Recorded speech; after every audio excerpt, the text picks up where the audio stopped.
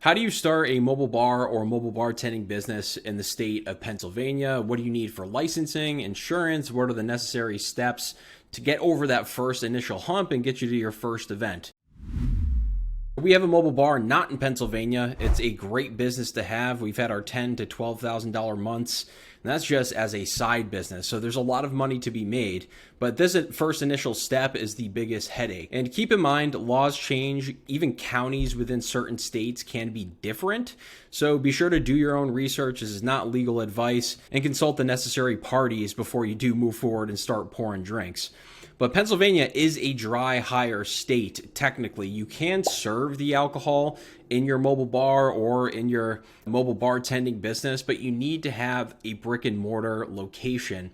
And you can partner with a brick and mortar as well. So if you know somebody, or if you're reaching out to restaurants or catering companies, you can partner with them and give them a cut of the revenue as well. So you can make a little more money by having all in one packages, providing the alcohol, providing all the drinks.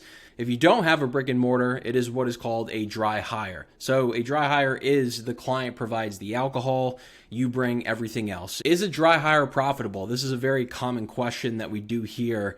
And dry hire is, like I said, is a great value for your clients. And we close dry hires very often, create $1,500 in profit for that one night. And based on an open bar at a venue, if you think about it this way, if they're going to go to a big wedding venue, the open bars for 100 people can run you $4,000 to $5,000. For a dry hire, you can have your rig, you can provide everything else, and for 100 heads, you can charge $2,000, and maybe they spend another $1,000 on alcohol, and they have enough for 100 guests. They have plenty of choices. They have signature drinks. They have everything they need for that open bar, and they save a couple $1,000s. It's really all about how you market and sell your services. Before I get to the licensing and insurance, check out mobilebarhub.com. There's so much free stuff for you to launch your mobile bar business. Hop into that free portal. There's playbooks, there's live Q&A replays, there's sales 101, pricing tutorials, marketing, social media. There's everything you need to get started, so go check that out, mobilebarhub.com. So let's get to the biggest headache with launching this mobile bar is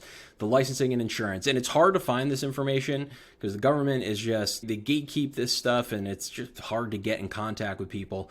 First things first, you want to register your business with the state as an LLC or a sole proprietorship. When you're first getting started, if you're building your trailer, getting all your ducks in a row, you don't have to do this immediately. If there's no liability, if you're not taking any income, you don't have to worry about that as you're building your business. But once you start to serve events, it's good to have your LLC to protect your personal assets. If you sell the alcohol, you are going to need to register each event. So if you have the brick and mortar, or if you partner with a brick and mortar location, each off-site event that you do run, you need to register that date and the location with the same department. And from what I hear from everybody in our Facebook group, by the way, go join that, it's free.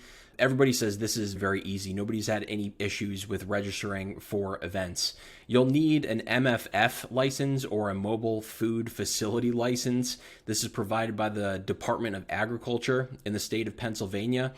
This goes for both types of mobile bars that are dry hire. If you are selling the alcohol or providing the alcohol, you need the MFF license. For insurance, if you have a trailer or if you are towing the bar to any capacity, you're going to need some auto insurance for the trailer. You'll need general liability. Even if this wasn't required, you would want to have the general liability insurance, and this goes for any accidents that happen on site and self-explanatory issues that may pop up. And in most cases, you're also going to need the liquor liability insurance. That's if you are serving the alcohol, and if you're a dry hire, serving the alcohol and giving drinks to the patrons or the guests. The only cases I see people not get the liquor liability insurance is if they build a trailer in the mobile bar and they are simply renting out the trailer directly to the clients. That's another great business model. So that's the gist of it, of starting a mobile bar in Pennsylvania. Go check out mobilebarhub.com, jump in the free Facebook group. So many free resources to get you started, get you moving in the right direction.